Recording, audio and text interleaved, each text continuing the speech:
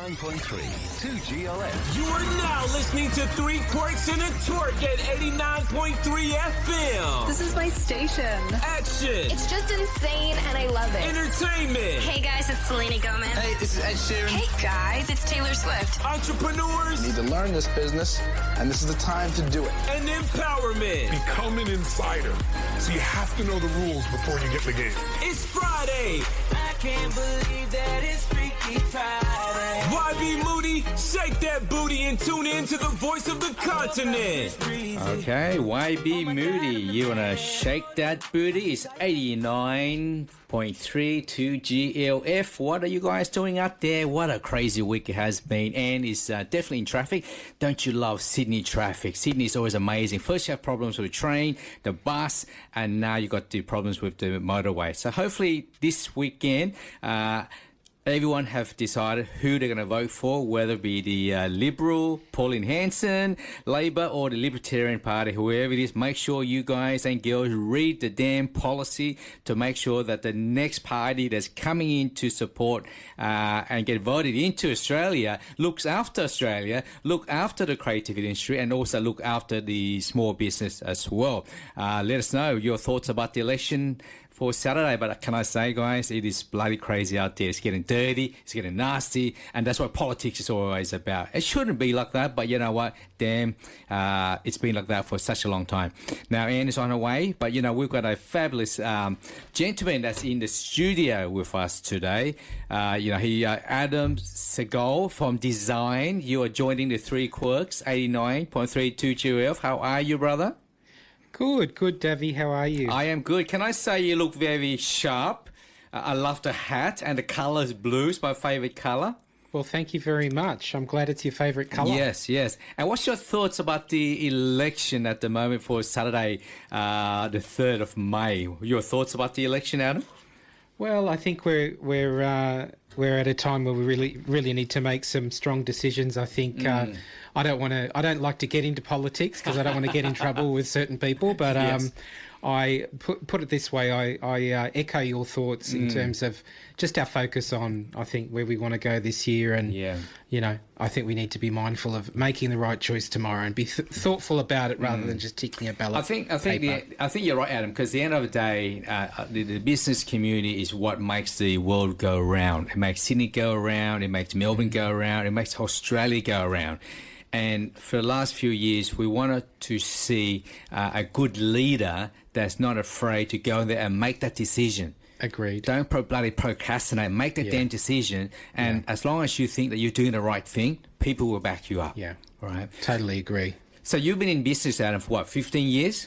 Yes, I have. I've been in business running my interior design and decoration business for 15 years. All right. Why interior and design? Why not engineering? Why not Bob the Builder? Why not fashion? Why interior? Well, I've got blue on. I'm hoping I'm feeling a bit fashionable. Yes. I know everybody can't see me, but I had a desire, like a lot of people. What I love about your show, Davey, is it's all about supporting creative small businesses. But I had an entrepreneurial kind of bone in my body, and I really wanted to extend on, I guess, my design aesthetic at home, and everybody said, you should get into this and make it a profession. So I did that.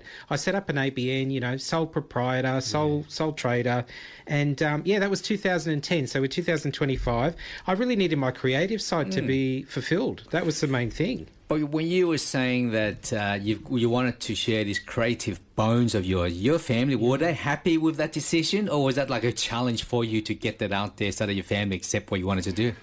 Well, this is 15 years, and I'm no spring chicken. I don't know if you can see here, Davey, but I'm not young.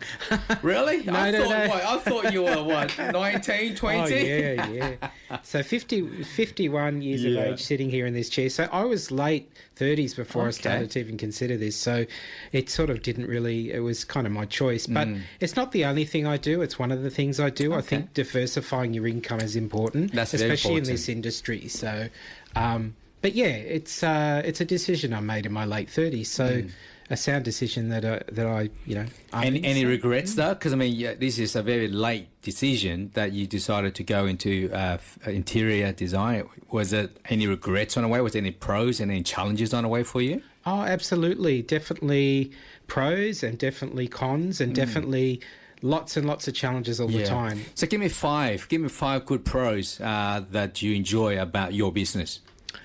Pro number one is just, to really be able to do something that's your own unique footprint, or put your footprint on something that's your unique thing in life. Whether you're singing or you're acting or whatever you do, that's, you kind of own that superpower. So that's number one, is putting my own footprint out there, which is in the design industry. Number two is just making people feel happy. We all want to make people feel good and have that kind of touch point on people. Number three is, I guess, it's a money. It's a system to bring in money. Yeah. If you do it properly, you can earn great money from it.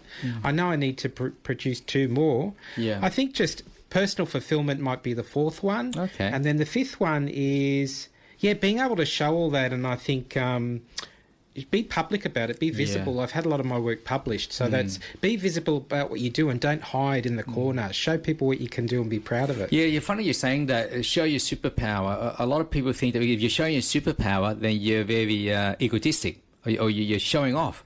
But in our creative industry, it's always about expressing how you feel, expressing what you love, so that other people can also share that with you. So did you find any people that kind of like, you know what, I don't think this is the right industry for you, you're wasting your time? Were there a lot of negative in terms of feedback about your industry? Especially with friends, really. Well, if I can be really honest with you, Davey, if I can be brutally honest. Yes, be honest, yes. I am not a trained interior designer. I didn't go to school and get a degree.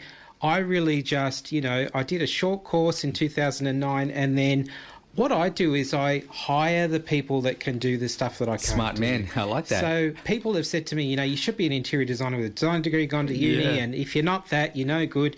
But you know what? They're not paying my bills. They're not paying our bills. So if you can outsource the stuff that you need, like drawing and doing technical drawings, you can actually be a success. So you just need to be resourceful, and that's, I've copped flack potentially from people that think I'm not, not qualified. But you know what I mean? Like I said to you, it's been 15 years. I've made people happy. I've, as long as I can own what I do, and I'm able to bring people on that are, insured and professional people and whatever else, you're bringing your business to the table. But hang on, but the thing here is that you're creating opportunities. You're hiring people. You're giving them a job, right? Exactly. So in a way, it's very entrepreneurial. So why would people think of that as a negative thing? I've never worried about that, what they think. No, I wouldn't worry either. But if they did, they did, and it's just something I haven't really been worried about. We are giving people work. We're contracting people to do jobs, and we, as to your point, David, we're giving people work. It's sharing the love. Correct. Which is important in this as an entrepreneur in small business. I think a lot of people don't understand that being an entrepreneur, like you were saying, you need to wear a few hats, right? But also you need to do what you love, because like as an entrepreneur, income is not always there every single week, every single month. So therefore you might have to do one or two other gigs to be able to run another business. And this is something I think a lot of young generation these days don't understand, the journey of an entrepreneurship or running your own business. They just say, you know what, I finished school, I go out there, I open a business, and voila, money's going to come. Hell, it doesn't work like that. It doesn't look like that, right? No, it doesn't. And like I was saying to you before, this is not something I do full time. It isn't a full time decision. And right now, in terms of, a lot of people finding it difficult to maintain the pipeline and keep that full. I don't do this. I have another position that I'm proud to be working in, but I do this, and I choose the jobs that I want. So my kind of ethos is you don't have to make your vocation. This is a design choice, but you don't have to make it your full-time vocation. You can actually have it as one of several things that you do to make money. That's right. So let's take a break and let's come back, because I really want to find out how you get your inspiration from, because being an interior designer and decorator, it can be very challenging, because I've dealt with a lot of clients that love that kind of, like in the housing industry, the building industry. It can be very challenging because it's very personalized taste, right? So have a think about it. I want to come back and ask you where you get your inspiration from. Like, I know that the interior and design and decoration is such a very competitive industry. Are you able to share with some of the challenges that you deal with clients? Because I know that when you deal with high-end clients, they can be so bloody pedantic, so picky. Is that right? Well, it depends. You know, not everybody is sort of, you can't put everybody into the one box, but that can be the case, Davy. So, yeah, you can get picky clients and, I think the main thing is just the communication and the expectations up front that you have with people. I'm a residential decorator and designer, so it's not a commercial. You can be a commercial designer. So it's really, when you're dealing with, say, a husband and wife, and it could be kids or it could be a mature couple, the main thing is just to get into their headspace and just be authentic and kind of a trusted sort of, a trusted sort of almost like a friend. You need to build a friendship and trust up very quickly, as you would know. Trust is so important. Oh, for sure, especially running a business. I mean, at the end of the day, people don't buy from I guess they buy from you more than, say, the company. A lot of people say they go to a business event and they give them a business card. But at the end of the day, if they like you, then they'll come back and support you. Is that right? Yeah, I agree with you, Debbie. I think you've hit the nail on the head. So people buy from people. Yeah. Correct. So that's really important, especially I'm just a solopreneur, so it's a one-man show. I've got a bookkeeper and I've got, that type of thing covered. I don't do all that, an accountant, but pretty much everything else is me. So I'm the face of the business. So the people side of it, that one-on-one connection with whoever I'm dealing with is super important. Yeah, I'm glad that you mentioned that, because these days people think that they can do an AI video, an AI photos, an AI YouTube channel, and they think that the money's going to come and the client's going to come.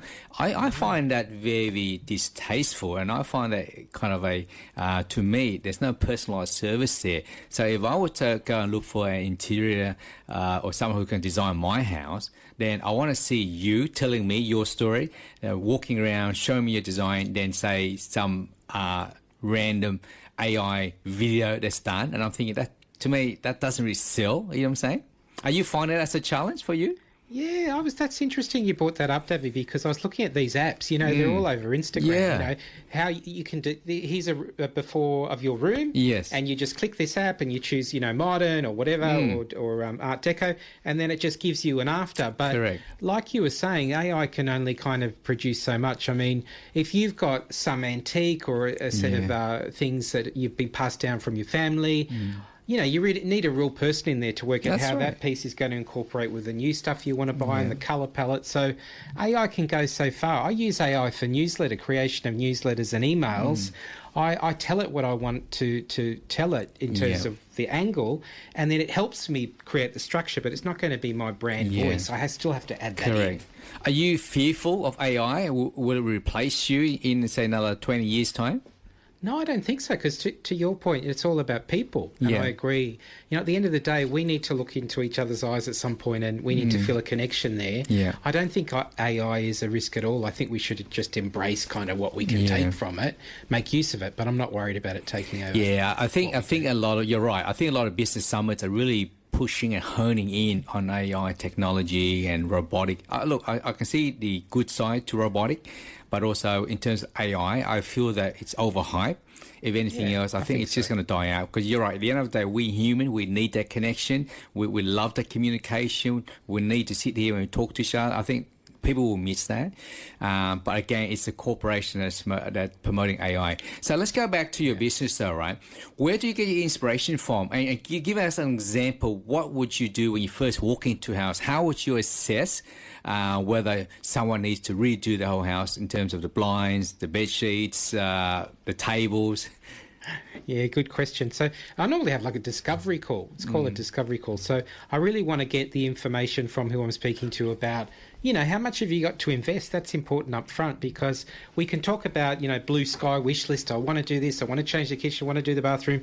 But, if we don't have the money to support doing all of that work, then we have to pull it back. So, that's the first thing, is having a call and then working out, what sort of investment amount have people got, And then, a designer is also, needs to charge fees. So that's important too, that we're covering all of that, because you need someone to be able to create the vision and then help you execute on it. So really it's the investment amount. That's the first thing. And then working out, how much can you do within that scope of the budget, for lack of a better word, or investment amount. So that's what I do. And then I sort of really connect with, whoever it is I'm needing to connect with. It could be a husband and wife. It could be a couple that no longer have children there anymore, a mature couple, which, happens a lot. So they're really at the stage in their lives where they've got that investment to make in terms of finances. So would they downsize when they need to reach out for you? Or who's your client? Would they be more of the elderly who are downsizing, or more like the young mums and dads who are so excited to get into the first home? Well, it's not. I wouldn't say it's the first home, because funds are limited there, and that's understandable. But because I like a bit of colour, I can see that. Now that I'm filming you, we're going to put this on social. Just can I get you to stand up, Adam? I just want to show our guests our listeners out there. It's like, you're definitely very colourful and bright. There's no doubt about that. So you're comfortable with colours. You love colours. Yeah, well, that's the way that can I sit down? Yeah, go for it, mate. Yeah. So that's what I see when I'm looking at a property. So I'm probably different to other people, which helps me. It is good to have some sort of niche. So if colour's your niche, or eclectic design, that's kind of more why people come to me now after 15 years. They're not coming to me to give them kind of what you might see in a lot of magazines, which is, beige and wood tones and white. They come to me because they want that lens. So that's a good thing. I think if you can niche down a little bit, even if you do kids' rooms, or you do help mature people to downsize and get rid of a lot of stuff that they no longer want to hold on to. That's a niche. So to a degree, I think niching is important. So it's important. So you'd rather specialise one area than be a jack of all trade? I think so, and I don't know how far we need to get into that, but I definitely think it's good to have your own angle. And for me, it's the colour and doing things to a little bit more maximal in terms of the vision. Okay, I love that. Now, for potential clients, so do they or should they reach out to you first before they design their home, or should they reach out to you after they design their home? Well, that's a great question, Davey. I think you're reading my mind here about what I wanted to say next. Definitely come to somebody, a professional at the very beginning. Okay. Because we've got lots of great ideas, but if we start and we head in one direction, or we hire a builder, or we start to knock out anything, it mightn't be the right way to do it. You really want to have someone to support you from the get-go. So start that conversation early and don't get moving, because you could be doing things and spending money where you potentially don't need to do that. Sometimes we get people have the impression of designers that they might sort of take all the budget and use too much money, etc. But we're very thoughtful, and we're there to support you. So it might be that we stop you from spending too much money in the beginning and help you with that investment amount. That's very rare. Else we do. That's very rare. You're stopping your clients from spending money, because I thought your job is to actually spend your clients' money, mate. No, we want to be thoughtful. Remember, it's about that connection, and I want to be a trusted advisor as close as I can to have a real friendship with the people I'm working for, and that doesn't mean taking every penny they've got and sort of blowing it out. No. So that they're not making the best use of their finances, and we're really mindful of that, aren't we? Especially at this time, Davey. Yeah, jeez. Yeah. Times it's very challenging at the moment. So, in your dealing with your customers out there, what are the terms of the young people? Is there a lot of young people getting into the market now, or you feel there's still a very mature market in terms of the property? Well, I think depending on what you do, if you're financially sound and you've got a great job, or you dual partnership or a working couple, then you might have the funds to invest. I wouldn't say for me it's a lot of young people coming to me, because there's a lot of options out there, and they're looking to, as we said before, maximise the amount of money they have.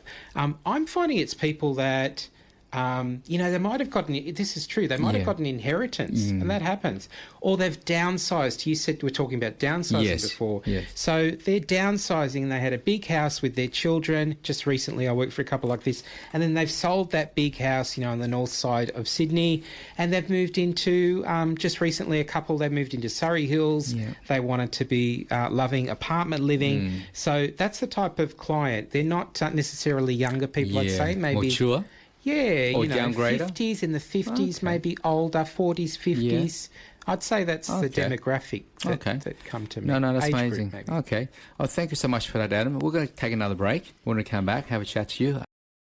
89.3, 2GLF, 3 quarks and a turk, and can I say it's wet, wet, wet. And let's hope that this weekend it's not going to rain. Friday, 18 degrees, Saturday, 19, and Sunday, 20 degrees. So, Anne, how you been? You know, you're running late. Fabulous for Friday. Fabulous for Friday? Just hanging out in the car park, you know. Really? Far out, mate. Yeah. How's the car park? Was the view nice in the car park?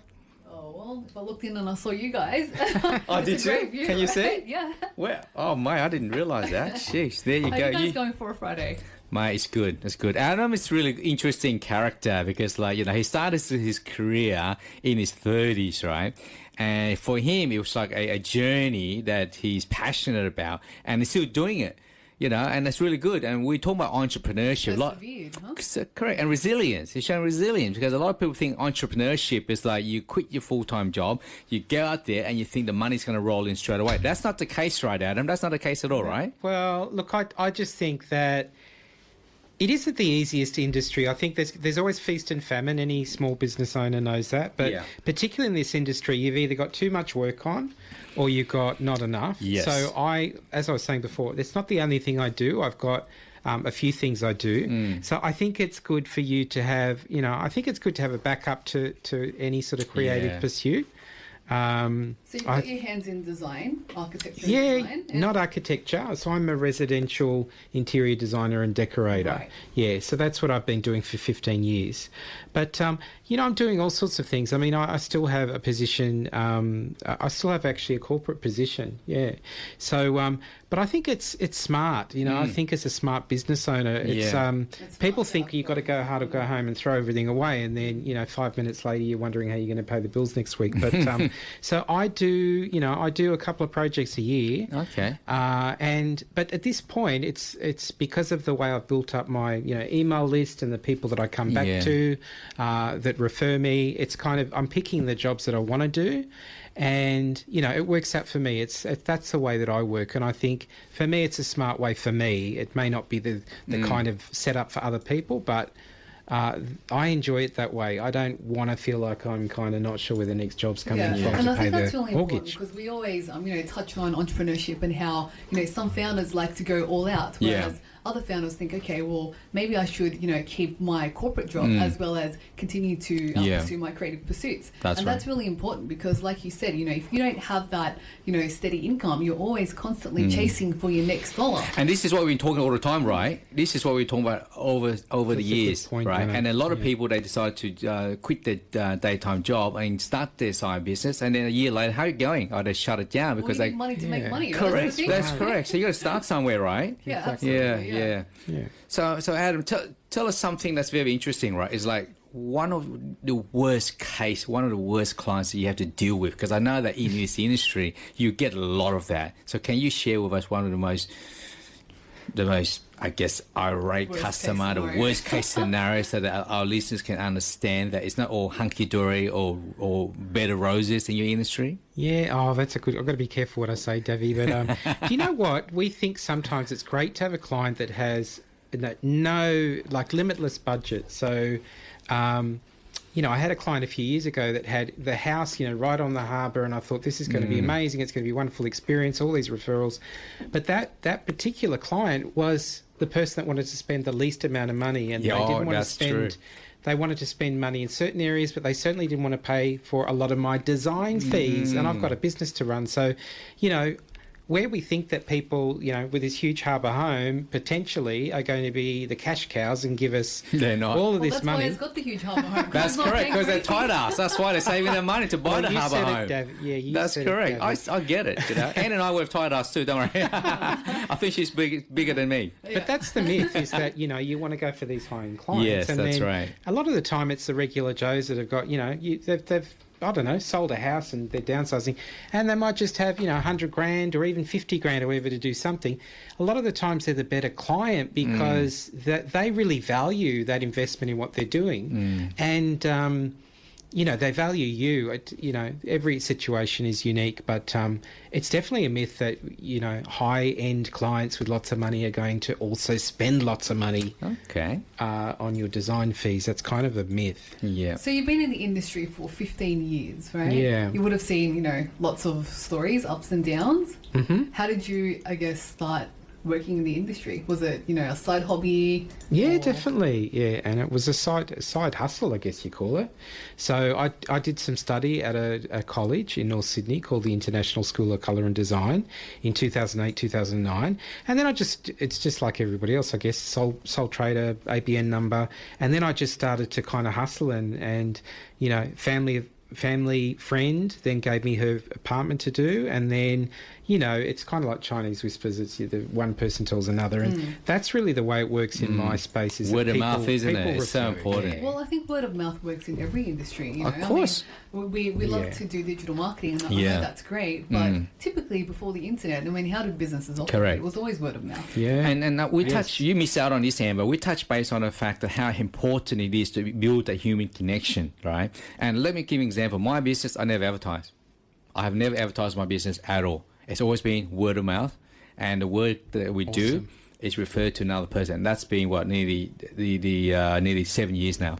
I haven't advertised. So the emphasis here is not about digital marketing. The emphasis is not about going onto social media and promote your business. It's about that connection between the people you work with, and also the things that if you do a good job, right, then people would definitely refer to you straight away. And I believe in that. So digital marketing is one thing, but I don't think that's 100%. It's not 100%, but you need both of it. Yeah. Eventually, in the long run, you're going to need both of it. Right? Yeah. I mean, how else do these big companies thrive? Right? You can't just have one without. Yeah, the other, true. Right? You need a balance. You need a balance. Right? You need a balance. Right? Yeah, you need a balance. Right. Yeah. But I was reading something the other day, and it said that every single person should have a day job and a side hustle, because of the way that the economy is going, right? Yes. And with the rise of, like digital content creators, that's going to be the norm. Like these influencers now have so much power over certain brands. People are saying, well, we're going to need both to survive, surely. Yeah. But then this falls back onto our politics, and this is something we discussed earlier, Adam, is that the situation we are in, the situation the youth are in, and the situation Australians in, I blame that on our bloody freaking politicians. They're the one that we voted in. They're the one that should be looking after the country. They're the one that should be looking after our youth. They should be the one that's looking after business. They're not doing the job. So this election on Saturday, you need to read the policy. You need to make sure that you vote for the right party who's going to look after your people, look after your kids, and look after your future. As simple as that. There are these quizzes online that show you how to vote if you don't know how to vote. So what happened? And it shows Tell you me. which policies that are more important to you. Yeah. It shows you where you fall on the scale as well, and how close you are to the left wing and the right wing. Yeah. So I think it's really important that you go out there and inform yourself on how to vote, because who else is going to tell you? That's yourself, correct. Right? Correct. Yeah, read the fine print. That's super important. Read the fine print. So where to from here, Adam? So what's your ambition? What's your dream, mate? Well, you know what, Davey, I'm actually helping, or I'm developing a program. I'm going through an interview process to know that it's the right type of content. Yes. So I've done about 42 interviews. I'm going to do 50. 42 interviews. But I'm developing a program for designers and decorators. I'm developing a program that's worked for me. So I only do turnkey design. That means that the client, we do the ordering and the client goes away. It is a bit like on TV. Those shows like, not The Block, but Changing Rooms. They disappear for a while and they come back and it's all done. Well, I actually do that, and I have done that for years. Wow. And I worked with a business coach a few years ago, and we really worked out a system where this works beautifully. So my next step is to create what I call an evergreen online course, and then there's a coaching component to it. Okay. And that's my next step in the business, is to teach what I've developed, and that's enabled me to do it while I'm working too. It's all about time management. So you're selling your course, is that right? So you'll be online selling your course? It'll be an invitation-only type of situation. Yeah. And how would people find you? They can go to my Instagram at Adam Scougall. Just Adam Scougall, but there's a link there to book a call with me, a Calendly link, or adamscougall.com is my website. Okay. Yeah. Now, Adam, have you considered AI in your business? I use AI in my business. Yeah, How I use are it. you using it? And I guess, is it taking away work at the same time? I don't think so, Anna. I think AI for me isn't. I'm not going to use AI to. And this is what happens. This does scare me a little bit. Yeah. You can sort of take a photo of a room and you can give it some information. It will create a render of what the room can look like after. But I don't worry about that. Where I use it, and it works really well for me, is I used to type out these letters to my email list. So I have an email list. I keep in contact with clients and also potential clients, to your point, Anna. You know, I have a digital way to get in new leads via a free opt-in on my website. Anyway, so I use it to help me create my email letters. Yeah. So I will talk to ChatGPT, for example, and then whatever I babble out, it'll piece it together into something I can then email. But I've got my own nuances I need to add. So it isn't great, it isn't my voice, but it can at least help me script something. Yeah. So this kind of skeleton is there. That's how I use AI, ChatGPT, for my email updates to the people on my email list. Right. So what about the design aspect, though? So how will AI affect that for you in the long run? Well, I don't really know how that's going to impact in the long run. I think, and we were talking about this before, Anna, I was saying to Davy that I think the one-on-one human contact is still going to be there. Yes, I don't know how AI is going to step in, or it's at risk of stepping in because, I don't really think that is something I would worry about in my space, in residential. So I don't really see how that's going to impact me negatively. Maybe I'm missing something. Because, I'm thinking, what if there was, an app that did, say, bespoke interior design? Yeah. Right? Or, bespoke architectural work, right? Well, it's not that hard, eh? Well, it's probably already there. It's already there. Yeah. You go to IKEA, I redesign my kitchen. That's not bespoke, though. No. IKEA is, it's different. But the fact... Put it together but the fact is... but the fact is that they've got a computer system, right? And then you go in there and you choose what kind of kitchens you want and it's colour scheme in that. It puts everything up. It designs the whole kitchen for you. Colour schemes, the oven. But that's been around for ages. So but that's my point. What are we comparing IKEA with Adam? No, Adam's more personalised, right? But I'm just saying that it's not that hard to do it. So how are you going to stand out from the competitor AI? And we discussed this with Adam, is that it's always about the human connection. Personal touch, right? Correct, the personal touch. And that is so important, right? I used one of those apps. I used one the other day to check it out, where you got a before of a room and AI gives you the after. And to be honest with you, it was a dog's breakfast. I just don't think it's going to work successfully. People have to measure properly. People have to colour match. You need a human being there. You need to have a voice, a conversation. And I don't think AI is going to take over any of that. I think it's a nice idea, but it won't fly. So, you know what I really like, right? What do you like? It's like it's very personal, right? Like, it is. I mean, it's like you've finished doing business with someone. That's correct. Shake their hand. Of course, that's correct. But when you see a robot, like it's just metal. Well, apparently overseas now, robots are becoming to replace partners now. So you can actually order a partner. In Japan, you can. In Japan, you can. You can actually order a girlfriend or boyfriend robot. And I'm thinking, how is that going to replace human? Honestly, these robots have silicon skins, the facial and everything, so you can actually design your perfect wife or girlfriend. It is creepy. But here's the thing, right? I think the thing about the robot is you can say anything to them and they will never talk back to you. Correct. They will agree with you 100%. Actually, in a way, that's good because like Anne here, she was just back chat all the time, so maybe I should replace her with a robot. Maybe I should order a robot. I'm just going to smile quietly and no comment. So what's your weekend, Adam? What are you up to this weekend? Well, I already voted with yes, Vikings. I good. did a nice little vote on Wednesday because I don't want to stand in line. Yes. And then I've got a whole lot of family stuff tomorrow. Beautiful. With my mother and her birthday. And then I've got a friend thing on Sunday. So that's it. Okay. Then it'll be back to Monday and back to work. No. And if people want to reach out to you, how can they find you and where can they find you? So adamscougall.com, ADAMSCOUGALL.com. And that's probably the best way to connect with me. Okay. Well, time is up. up. Or Instagram at Adam Scougall. Beautiful. I love how it chucks in the last minute. Instagram, Adam Scougall. Yeah. Love that. All right, it's adamscougall.com. AdamScougall.com. Thank you both. Amazing. Thanks so much for joining the It's Three been a Quirks, mate. pleasure. Great to Thank have you you in the both. studio. Thanks. Love your Thanks, passion. Debbie. Love your outfit. You know, it's awesome. Blue's Thank my you favorite very color. much. Just for the record, it's blue, pink, What light have we blue, got? dark Blue, blue. pink. People might say Combination. Adam is being confused or lost because they can't decide what color, but he's trendy.